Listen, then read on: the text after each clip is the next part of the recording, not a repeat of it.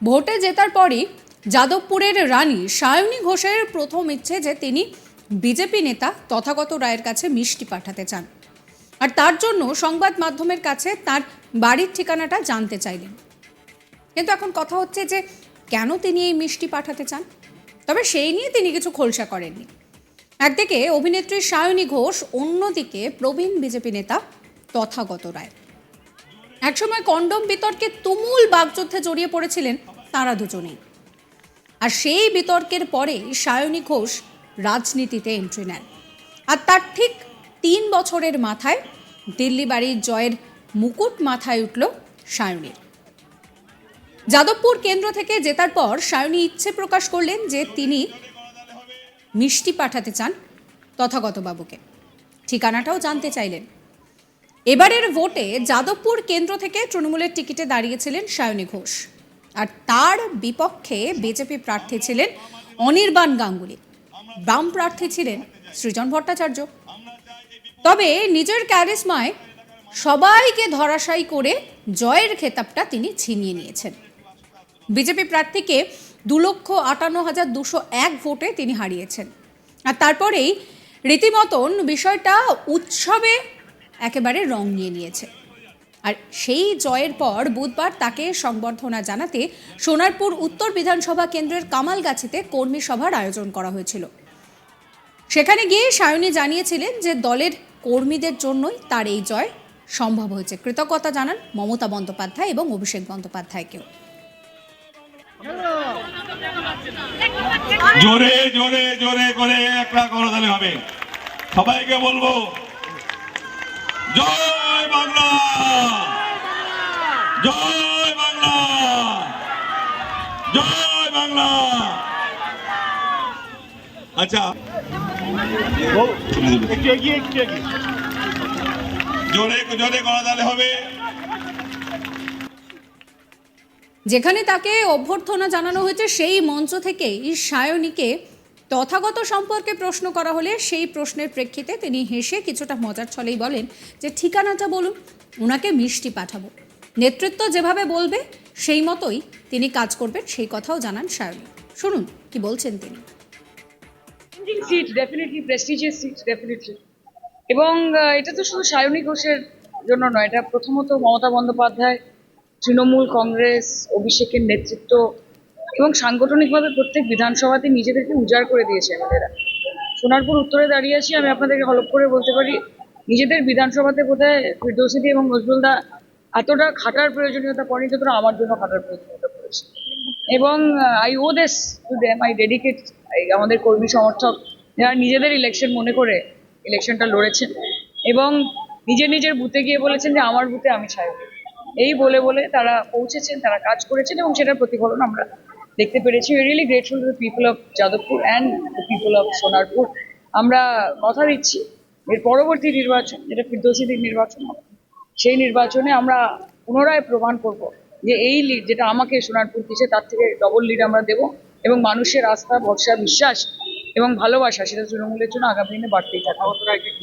বলবো thank you. ওনার অ্যাড্রেসটা একটু আমায় দিয়ে দিন, মিষ্টি পাঠাবো ওনাকে। এই জয় কাকে ডেডিকেটেড করবেন? দলকে করব, মমতাদিকে করব, অভিষেক দাকে করব, তৃণমূল কংগ্রেসকে করব এবং ব্যক্তিগত পরিসরে যদি বলেন মাকে ছাড়া প্রথম ইলেকশন, মাকে করব।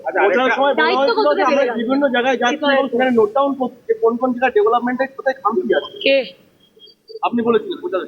হ্যাঁ, এখন আপনি সাংসদ, প্রথম কাজ যাদবপুর লোকসভা কেন্দ্রে কি হবে? প্রথম কাজ হচ্ছে যেই জায়গাগুলোতে নোট ডাউন করেছিলাম সেই জায়গাগুলোতে ফেরত যেতে হবে, ফেরত গিয়ে সেখানে পর্যালোচনা করতে হবে। অনেক কাজ থাকে যেগুলো একজন কাউন্সিলরের এখতিয়ারের মধ্যে থাকে, অনেক কাজ থাকে যেগুলো বিধায়িকা বা বিধায়কের এখতিয়ারের মধ্যে থাকে এবং তার পরবর্তী স্তরে একজন সাংসদ আসেন যেখানে আরো একটা বড় বৃহত্তর একটা পরিসরে গিয়ে সেই কাজগুলো হয়।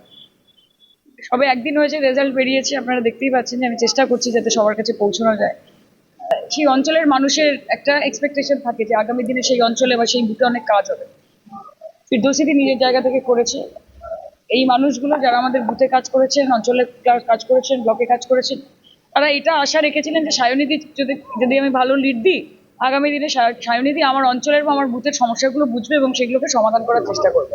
কাজে সেই জন্য তাদেরকে সেইভাবেই ফেরত দেওয়া যাতে মানুষ তাদের ওপর আস্থা ফিরে পায় যে সত্যি তাদের বুথে যে তারাই সায়নী, সেটা যেন প্রমাণ করে। বহু জায়গায় বিজেপি কর্মী আক্রান্ত এবং ঘর ছাড়া, তারা বিভিন্ন জায়গায় বাড়িতে পাশাপাশি আশ্রয় নিচ্ছে। এই খবরগুলো কে বলছে আপনাদের? বিভিন্ন জায়গাতেই রয়েছে, বিভিন্ন জায়গাটা কোথায়?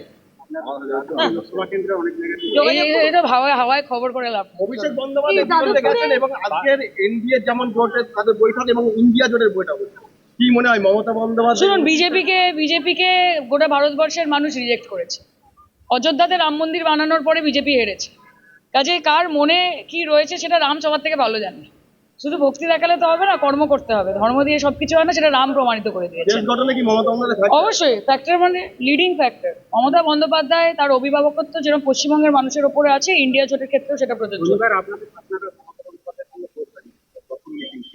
সেটা বার্তা তো উনি দেবেন, সেটা আমি তো বারবার সাংসদ হইনি, প্রথমবার হয়েছি, মিটিংয়ে গিয়ে বুঝতে পারবো। নেত্রী যেরম ভাবে গাইডলাইন দেবেন, আগামী দিন আরো নির্বাচন রয়েছে, দেশের জন্য কাজ করতে চাই, যেরম ভাবে নেত্রী এবং নেতা বলবেন সেইভাবে কাজ করবো।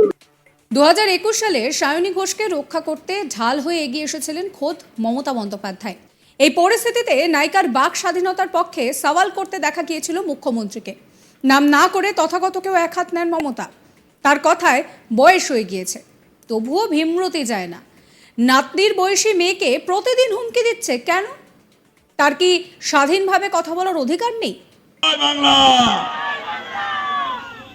আচ্ছা,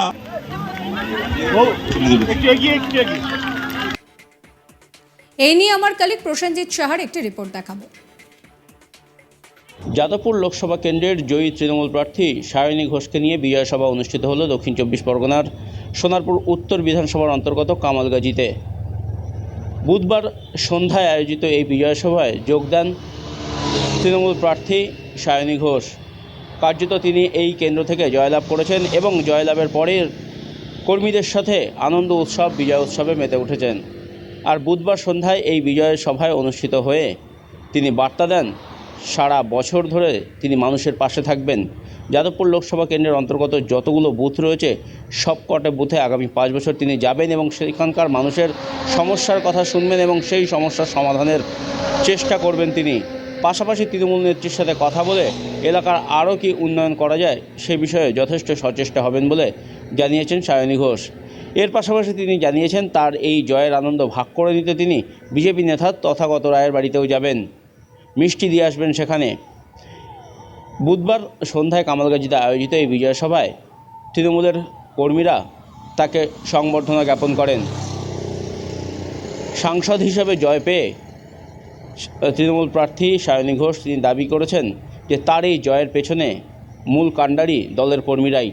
দলের কর্মীদের অক্লান্ত পরিশ্রমের জন্যই কার্যত এই জয় সম্ভব হয়েছে, আর তাই তিনি দলের কর্মীদের পাশে সর্বদা থাকতে চান। সাবস্ক্রাইব করবেন আজ তাক বাংলার ইউটিউব চ্যানেলকে, ফলো করবেন হোয়াটসঅ্যাপ চ্যানেলও।